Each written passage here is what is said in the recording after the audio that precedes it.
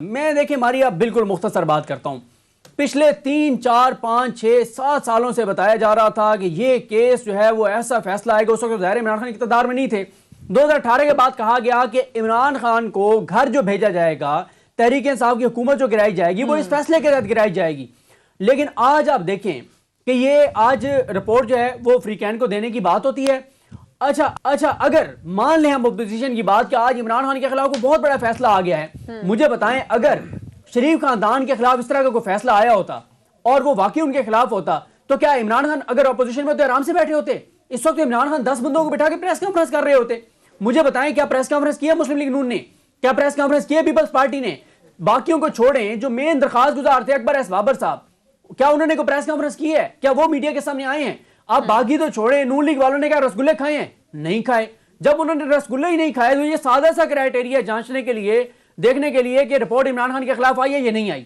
दूसरा, एक बात तो कैटेगोरिकल साबित हो गई और आज सबसे पहले अदील बड़ाई साहब ने ट्विटर के ऊपर ये बताया कि फॉरेन फंडिंग साबित नहीं हुई। सारा जो ये एक तमाशा लगाया गया था, सारा एक जो केस बनाया गया था, सारे जो इल्जामात थे वो ये थे कि फॉरेन फंडेड पार्टी है। अच्छा, फॉरेन फंडेड पार्टी अगर होती तब भी क्या प्रोसेस होता वो तो हम अगले सेगमेंट में बताएंगे सुप्रीम कोर्ट ने क्या कहा था और फैसल चौधरी साहब ने वहां क्या दलाल दिए थे। लेकिन देखें, अगर Tehreek Insaf foreign funded party होती क्या करती? ज्यादा क्या उसका काम होता? पाकिस्तान को नुकसान पहुंचाना। इमरान खान ने पाकिस्तान को क्या नुकसान पहुंचाया? फौज पे हमले करना। इमरान खान तो फौज को डिफेंड करते हैं, हमले तो कोई और फौज पे करते हैं। लेकिन चलिए आगे की कहानी है ना, हुआ या नहीं हुआ। अदील, आज जो हम मीडिया पर चलते देख रहे थे वो ये था कि कोई 31 करोड़ रुपए की रकम छुपाई गई है और 31 करोड़ रुपए के फंड्स जाहिर नहीं किए गए। कोई 63 अकाउंट्स हैं पीटीआई के पास जो पीटीआई यूज करती रही फॉरेन फंडिंग के हवाले से।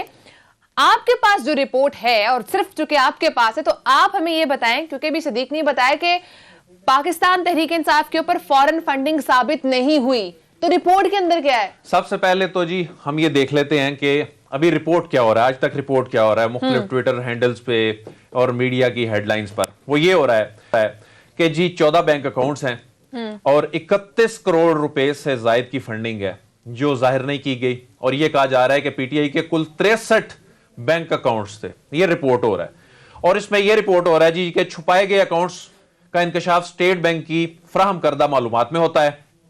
यह रिपोर्ट हो रहा है कि ऑडिट रिपोर्ट में ऑडिटर के दस्तखत नहीं है। फिर यह रिपोर्ट होता है ऑडिट फर्म की जानिब से फ्राहम करदा बैंक रसीदें पीटीआई के बैंक अकाउंट से मुताबिकत नहीं रखती। तो जब रिपोर्ट को हमने देखा तो मालूम हुआ कि कुल अकाउंट 7 बैंकों में है और 26 बैंक अकाउंट्स हैं। और 63 अकाउंट्स नहीं है, सिर्फ 26 अकाउंट्स हैं। ये रिपोर्ट में लिखा है कि ये बल्कि दिखाया जा रहा है, प्रोड्यूसर साहब दिखा भी रहे हैं असद साहब, कि 26 बैंक अकाउंट्स हैं कुल 7 बैंकों में। और इन बैंक अकाउंट्स में से भी 8 अकाउंट ऐसे थे जिसमें पाकिस्तान तहरीक इंसाफ अब इलेक्शन कमीशन ऑफ पाकिस्तान में बाकायदा जब 2 हफ्तों बाद यह समात होगी तो बताने जा रही है कि ये बिल्कुल डोरमेंट अकाउंट थे, इनमें कुछ भी नहीं हो रहा था। फिर 8 ऐसे थे जो पूरी तरह फंक्शनल नहीं थे। तो ये तो एक मिस रिपोर्टिंग 63 अकाउंट्स के हवाले से हुई जो कि गलत चल रहा है। ये 26 हैं। फिर अब दूसरा मामला है कि पाकिस्तान तहरीक इंसाफ के जो 31 करोड़ रुपए के फंड्स हैं ये जाहिर नहीं हुए। ये कितना बड़ा तूफान है। सबसे पहले तो पाकिस्तान तहरीक इंसाफ को 2008 से 2013 के दौरान जो फंड्स मिले वो कुल 1 अरब को 63 करोड़ के लगभग मिले। अच्छा। अब इनमें से जो 31 करोड़ रुपए से जायद की रकम ऐसी है जो जी ये कहा जा रहा है कि ये डिक्लेयर्ड नहीं है, इसको डिक्लेयर नहीं किया गया। अब ये कितना बड़ा तूफान है, इस पे बात करते हैं। सबसे पहले तो ये बता दें कि 9 करेंसीज ऐसी हैं जिनमें पाकिस्तान तहरीक इंसाफ को 5 सालों में डोनेशन मिली 2008 से 2013 के दौरान। इसमें यूएस डॉलर्स हैं और इसमें 73,91,000 यूएस डॉलर्स हैं। इसमें पाउंड स्टर्लिंग हैं 95,125। इसमें यूरो हैं 33,426, ये जो स्क्रीन पर नाजरीन देख रहे हैं। डेनिश क्रॉन है 57,110। इसमें जापानी करेंसी है 7,29,000। स्विस फ्रैंक हैं 1,072। इसमें सूडान के पाउंड हैं 50। इसमें स्वीडिश क्रॉन है 500 सिर्फ स्वीडिश क्रोन है, जबकि 85 करोड़ 64 लाख के करीब जो पाकिस्तानी रुपीस में डोनेशन मिला है, चंदा मिला है। अब यह रकम समझने की जरूरत है कि बैंकिंग चैनल्स के जरिए आई है। बैंकिंग चैनल के जरिए जो रकम आती है, क्या वो इलीगल रकम हो सकती है? अच्छा, एक तरीके से हो सकती है पार्टी फंडिंग के केस में, कि अगर वो कोई गैर मुल्की शहरी दे, वो कोई गैर मुल्की कंपनी जमा करवाए। अब ये पॉलिटिकल पार्टीज ऑर्डर 2002 के तहत ये केस चल रहा है। वो पॉलिटिकल पार्टीज ऑर्डर 2002 का सेक्शन 6 ये कहता है कि कोई भी कंट्रीब्यूशन डायरेक्टली हो या इनडायरेक्टली, वो किसी फॉरेन गवर्नमेंट से हो, मल्टीनेशनल या डोमेस्टिकली इनकॉर्पोरेटेड पब्लिक या प्राइवेट कंपनी से, फर्म से, ट्रेड से या प्रोफेशनल एसोसिएशन से हो, वो होगी प्रोहिबिटेड फंडिंग, जो कि जब्त कर ली जाएगी। हैरानकुन बात यह है कि स्क्रूटनी कमेटी जो 2018 में बनी और एक महीने में इसने अपना काम करना था, 2022 में बिलाखिर इसने अपना काम कर लिया, और जिस तूफान का इंतजार किया जा रहा था, इल्जाम क्या था कि जी ये फॉरेन फंडेड पार्टी है। पूरी रिपोर्ट में 96 सफात की रिपोर्ट है और नेक्स्टर्स मिला के 200 तो कुछ सफात की बन जाती है। पूरी रिपोर्ट में यह नहीं कहा गया कि पाकिस्तान तहरीक इंसाफ फॉरेन फंडेड या फॉरेन एडेड पार्टी है। तो सबसे बड़ा इल्जाम वो तो खत्म हो गया। इस हवाले से फवाद चौधरी साहब क्या कह रहे थे वो भी नाजरीन को सुनवा देते हैं कि पीटीआई की जो फॉरेन फंडिंग केस है उसमें पीटीआई किस तरह सुरखरू हुई, वो क्या कह रहे थे, जरा ये भी सुने। फवाद चौधरी साहब की बात सुनने के बाद और चूंकि आपने पूरा एक्सप्लेन किया, उसके बाद ये हम कह सकते हैं कि जितने भी पैसे जहां से भी ट्रांसफर हुए उसका ट्रैक मौजूद है, जिन बैंकिंग चैनल्स को इस्तेमाल किया गया वो भी तमाम डिटेल्स आर देयर। देखें, पहले समझने की जरूरत यह है कि इल्जाम था, जैसा कि मैं पहले कह रहा था कि फॉरेन फंडेड, वो इल्जाम खत्म हो गया। उसके बाद अगला खदशा यह था कि जी बात आ जाएगी ममनुआ फंडिंग पे। खुद पीटीआई भी, शायद पीटीआई के बहुत से लोग ये तस्वर कर रहे थे कि मैक्सिमम ये ममनुआ फंडिंग के हद तक मामला जा सकता है। अब ममनुआ फंडिंग भी हैरानकुन बात है, इसमें नहीं सामने आई रिपोर्ट में यह नहीं लिखा गया कि यह ममनुआ फंडिंग है। मिसाल के तौर पर इल्जाम था, सबसे ज्यादा अमेरिका के हवाले से बात की जा रही थी कि जो अमेरिका से पाकिस्तान तहरीक इंसाफ ने जी कोई मुबैना तौर पे किसी यहूदी फर्म से ले लिए या किसी शहरी से ले लिए। यह सबसे बड़ा इल्जाम था, जो फारा की वेबसाइट के ऊपर जो चीजें डिक्लेयर थी उसके बाद यह इल्जाम जो है तराशा गया। अब इसमें यह कहा जा रहा है इस रिपोर्ट में कि पीटीआई को 33,68,000 अमेरिकी डॉलर पीटीआई एलएलसी जो अमेरिका में थी उसके जरिए इनके बैंकिंग चैनल के जरिए अकाउंट में आते हैं। इसके अलावा कोई एलएलसी और कंपनी नहीं जिसके जरिए अकाउंट में पैसे आए हों अमेरिका से।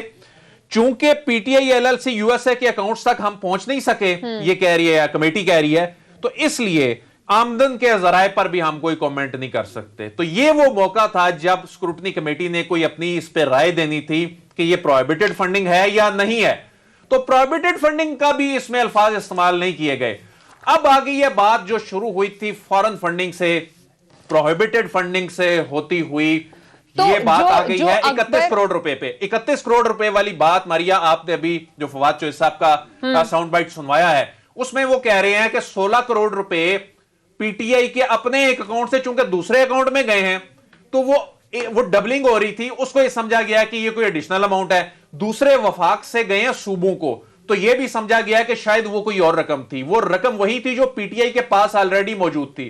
तो अगर ये बात मान ली जाए फवाद चौधरी साहब की भी, और जो रिपोर्ट के कंटेंट्स अभी तक सामने आए हैं, इसके बाद तो वो जो तूफान था जो कि गुज़िश्ता 8 साल से बर्पा किया हुआ था, ये तो ऐसे लग रहा है कि चाय की प्याली में तूफान था। अच्छा, दूसरी बात, पीटीआई पे स्क्रूटनी कमेटी से इस्तदा क्यों कर रही है कि रिपोर्ट को पब्लिक ना किया जाए? अगर वो उनके इतने प्रो है, अगर इमरान खान साहब को या पीटीआई को इस केस से कोई खतरा नहीं है, तो फिर क्यों? ये बड़ा अच्छा सवाल आपने किया। जब मैं कमरा अदालत में मौजूद था, जनाब सिकंदर सुल्तान राजा साहब, चीफ इलेक्शन कमिश्नर साहब केस की समाअत कर रहे थे, मेंबर सिंध, मेंबर बलोचिस्तान भी बेंच का हिस्सा थे। तो हुआ ये कि जब पूछा गया जी रिपोर्ट आ गई है तो आप क्या इस पे कहते हैं अकबर एस बाबर के वकील अहमद हसन साहब से, तो उन्होंने कहा जी ये रिपोर्ट हमें दी जाए। आपने अप्रैल 2021 में खुद कहा था कि रिपोर्ट हम देंगे फ्री कैन को। अब वो आ गई है, रिपोर्ट दें। इस पे शाह खबर साहब ने कहा जी कि ये रिपोर्ट अभी पब्लिक ना की जाए। तो फिर इलेक्शन कमीशन ने कहा जी कि फ्री कैन को तो हमने कहा था देनी है।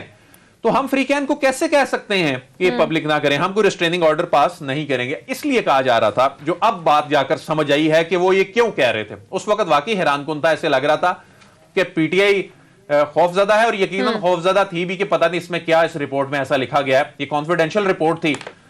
पाकिस्तान तहरीके इंसाफ को डर यह था कि ये रिपोर्ट की इंटरप्रिटेशन जिस तरह से होगी, जो प्रोपेगेंडा शुरू हो जाएगा, और वही हुआ। अब आप ये देखें कि शाम तक ऐसे लग रहा था, जब हमने ये जब ब्रेक किया उससे पहले तक ऐसे लग रहा था कि पता नहीं क्या हो गया है। ऐसे लग रहा था कि शायद आज पीटीआई कोई डिसॉल्व हो जाएगी। ऐसे लग रहा था कि पता नहीं आज इनके तमाम अरकान डिस्क्वालीफाई हो जाएंगे। मीडिया पे इतना गलत क्यों रिपोर्ट हो रहा था जब रिपोर्ट अभी तक पब्लिक ही नहीं हुई? अच्छा, ये भी बड़ी दिलचस्प सूरत हाल है। ये बड़ी दिलचस्प सूरत हाल है। रिपोर्ट थी कॉन्फिडेंशियल। रिपोर्ट की एक कॉपी थी अकबर एस बाबर साहब के पास, दूसरी कॉपी थी शाह खावर साहब के पास। अच्छा, पीटीआई वाले रिपोर्ट लेकर पहले निकल गए इलेक्शन कमीशन ऑफ पाकिस्तान से। अकबर एस बाबर साहब मौजूद थे, उनसे सहाफियों ने रिपोर्ट मांगने की बड़ी कोशिश की, वो रिपोर्ट नहीं मिली, तो जैसे तैसे वो लेके चलते हुए किसी से उन्होंने रिपोर्ट का एक आध पेज जो है, वो जिस तरह सहाफी अपनी जिम्मेदारी पूरी करते हुए वो करते हैं, वो कर ली। उसमें जो एक आध पेज से लोगों को समझ आई, इसमें कोई शक नहीं है कि वो दुरुस्त बात है कि 31 करोड़ रुपए के फंड्स के हवाले से जो ऑब्जर्वेशंस आई हैं कि वो जो 14 के करीब बैंक अकाउंट्स बनते हैं, लेकिन उसको एक इलीगल काम बना के पेश किया गया। यहां बड़ी दिलचस्प बात मैं आपको ये बता दूं, यानी कि उन्होंने बात तो पढ़ ली है, लेकिन आगे जो उसकी रीजन लिखी थी वो फाइंड नहीं कर सके। दे जस्ट रिपोर्टेड 96 सफात की रिपोर्ट में एक आप पेज डिफाइन नहीं कर दो सकता पेजेस की बुनियाद पे, और वो 2 पेजेस भी कंक्लूजन ना हो, तो उसकी बुनियाद पर चीजें चल गई। लेकिन मैं समझता हूं कि इसमें मीडिया का भी इतना कसूर नहीं है। उसकी रीजन है कि मीडिया के पास तो जो चीजें आनी हैं, मीडिया के हमारे जो कुलीग्स हैं, भाई हैं, उनके पास तो जो इंफॉर्मेशन आ जानी है, उन्होंने उसको रिपोर्ट करना है, उन्होंने वो रिपोर्ट किया। अब इसमें हैरानकुन बात यह है कि जो पॉलिटिकल पार्टीज ऑर्डर 2002 है, जिसके तहत ये केस चल रहा है, उसमें ये नहीं लिखा। अब ये एक नया अभाम पैदा हो गया है, जिसपे इलेक्शन कमीशन ने अब सूरत हाल को वाजे करना है, और जब ये सूरत हाल वाजे होगी, प्रेसिडेंट सेट होगी, तो ये पीएमएलएन और पाकिस्तान पीपल्स पार्टी को भी ये फेस करना पड़ेगा। वो क्या है कि ये जो रिपोर्ट आई है, जो फॉरेन फंडिंग की रिपोर्ट आई है, और इसमें जो बैंक अकाउंट से मुतालिक जी डिस्क्लोजर नहीं है। पॉलिटिकल पार्टीज ऑर्डर में डिस्क्लोज ना करने से मुतालिक इस तरह की कोई चीज नहीं लिखी कि वो प्रोहिबिटेड होंगे या नहीं होंगे, उसके कॉन्सिक्वेंसेस क्या होंगे, इस पे कानून खामोश है। इस पे चूंकि कानून खामोश है, दो चीजें क्लियर हो चुकी हैं। एक तो ये कि अकाउंट्स जो मीडिया में मेंशन हो रहे हैं उतने अकाउंट्स नहीं हैं, कम अकाउंट्स हैं। दूसरा, जो 31 करोड़ रुपए की जो फंडिंग है उसकी जो बात हो रही है, वो भी एक अकाउंट से दूसरे अकाउंट में ट्रांसफर किए गए, तो वो एक गलत रिसेप्शन मिला कि इलीगल है। तीसरी एक बात जो समझ नहीं आ रही वो ये है कि जो पैसे आए थे अकाउंट्स में, क्या वो डिफाइन हो सके उस रिपोर्ट के अंदर कि ममनुआ ज़राए से हैं या नहीं? हाँ, ममनुआ ज़राए से नहीं, इसमें कुछ इसमें नहीं लिखा गया कि ये ममनुआ ज़राए से हैं। प्रोहिबिटेड अकाउंट से नहीं आई, ये डिफाइन। अमेरिका से मुतल्लिक जो पैराग्राफ्स हमारे सामने आए हैं, क्योंकि अमेरिका से मुतल्लिक सबसे ज्यादा बात की जा रही थी कि जी अमेरिका से इनको प्रोहिबिटेड फंडिंग मिली है, उनसे मुतल्लिक लिखा कि हम इसके सोर्स पर बात ही नहीं कर सकते क्योंकि हमने अमेरिका में जाकर इन अकाउंट्स का जायजा ही नहीं लिया। अब ये इतना कॉम्प्लिकेटेड मैटर है कि बैरून मुल्क जाए स्क्रूटनी कमेटी, वहां से जाकर देखे, तो स्क्रूटनी कमेटी ने अपनी माजूरी जाहिर की है कि सोर्स ऑफ फंड पे हम अपना कोई कमेंट नहीं कर सकते। अच्छा, तो अब मसला यह है कि दीगर सियासी जमातों के केसेस भी हैं। ये आज की समात में एक नई दरख्वास्त भी सामने आई। पीटीआई ये कह रही है कि उनके केसेस भी साथ क्लब किए जाएं। चीफ इलेक्शन कमिश्नर साहब ने कहा कि उनके केस कैसे लिंक किए जा सकते हैं। इस पे पीटीआई ये चाहती है, चूंकि इन्हें अंदाजा है कि उन सियासी जमातों ने भी क्या किया। असल में एक सियासी जमात ने तो पार्टी अकाउंट्स को अपने जाती मकासद के लिए इस्तेमाल किया। उस पे तो बहुत बड़ा इल्जाम है उस पार्टी के सरबराह के ऊपर, जो माजी के सरबराह हैं उनके ऊपर। तो ये चीजें जब क्लब होंगी तो जाहिर है पाकिस्तान तहरीक इंसाफ को इस पे भरपूर सियासत करने का मौका मिलेगा, तो इसलिए वो चाहते हैं इसको क्लब किया जाए। लेकिन मेरा नहीं ख्याल ये क्लब होता नजर आ रहा है मुझे। ठीक है।